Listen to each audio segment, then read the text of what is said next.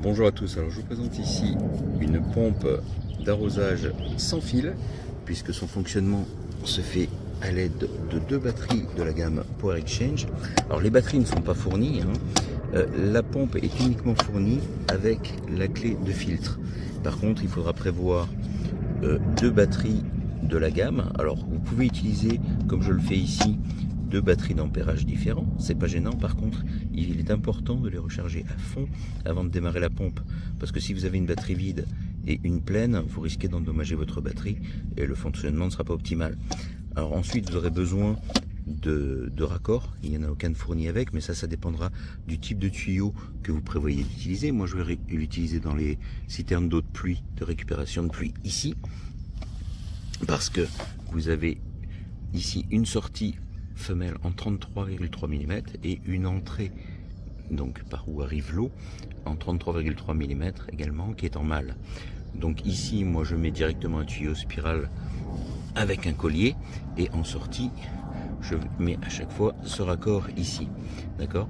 Alors il est important également lors de la mise en service de remplir la pompe pour éviter qu'elle tourne à vide. Même s'il y a une protection, déjà il y aura un rendement optimal, elle sera utilisable tout de suite au lieu que les batteries tournent à vide pour pomper l'eau d'entrée.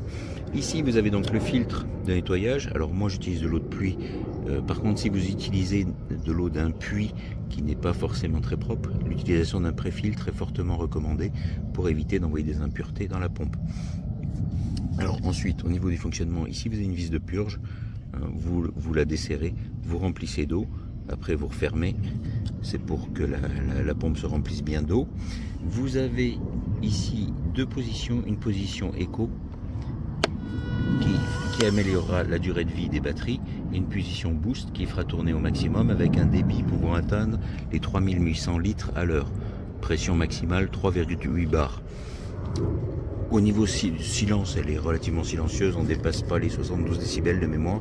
Vous avez ici des voyants qui vous indiquent le niveau des batteries quand l'appareil est en route, mais vous pouvez aussi appuyer sur le bouton check pour voir un niveau de batterie. Là, elles sont pleines toutes les deux. Que dire d'autre? Écoutez, la pompe est légère, la poignée est très pratique pour la transporter.